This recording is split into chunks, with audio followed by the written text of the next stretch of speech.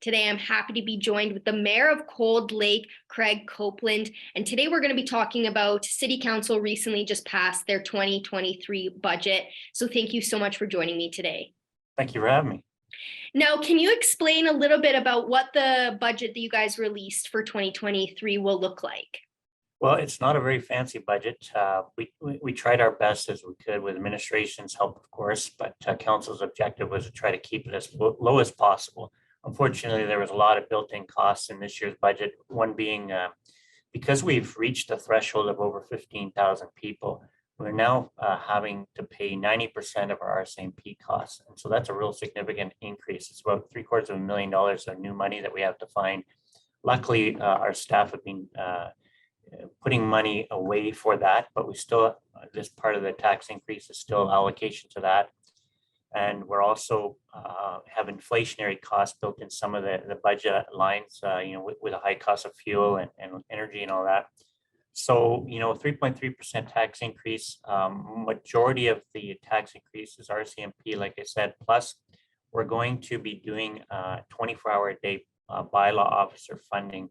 So the objective here is the middle of the night, we're going to have a shift of officers on, extra eyes on the street because of the crime that we've had in our city, in our downtown core, north to south, more people out there patrolling in the middle of the night, plus funding what's called watchdog security. It's a private contract with the Chamber of Commerce.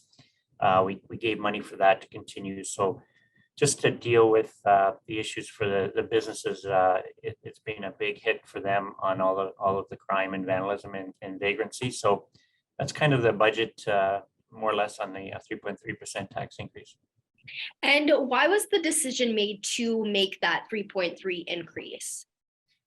Well, you want to keep it as low as possible, of course, but we just felt as a council that we need to deal with this whole issue of homelessness, vagrancy downtown, and just the commercial sector getting hit so hard, because what's happening is the businesses are getting vandalized, break-ins, and it's impacting their insurance premiums they're paying.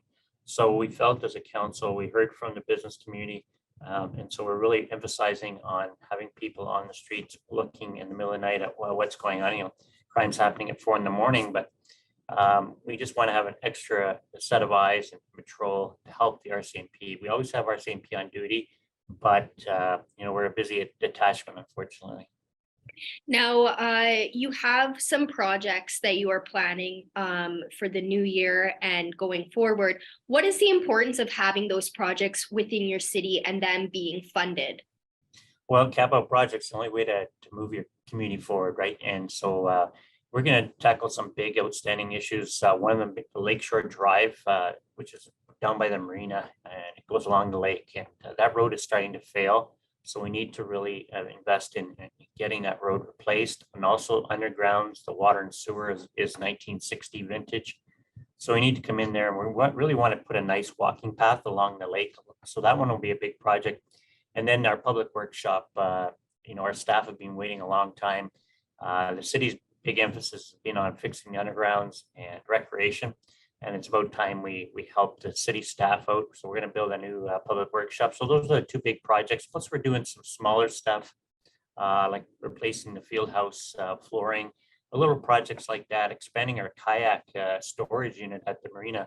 It's something, little things like that. It's amazing how many people have taken us up on storing kayaks down at the marina, but we're going to expand that. And just little projects that'll may not go get they're under 100,000 type of projects, but we're going to do lots of those. And is there anything else that you'd like to add in regards to the budget that you think that people within the city of Cold Lake should be aware of? Well, I think the idea is that, council is aware of everybody's costs that they have in their life right now. So we've tried as best as we possibly can. That was our main objective, to try to keep this tax increase as low as possible. But unfortunately, the city of Cold Lake is basically a residential tax base revenue source, and so between the residents and the downtown commercial, that's what's driving your tax increases. And we had to raise the utility rates by 2% just to compensate for this, these added costs that unfortunately everybody's faced with right now, and we've we base our utility rates on 100% cost recovery. So, we tried our very best on council to keep it as low as we possibly can without impacting the level of service. Yes, and that's amazing, considering, it sucks that you had to make that increase, but it seems like the plans that you have and the city council is really going to make improvements where needed. And in the end, I feel like that's going to benefit definitely the city of Cold Lake. Thank you so much for joining me today. And hopefully 2023 is a good year for the city of Cold Lake. You guys can decrease your crime rate, get that marina up and running and expanded, which I think people will really enjoy. So thank you so much for taking your time out to talk to me today. All right. Thank you, Annette. Everybody have the best in 2023. Yes, you too. All right.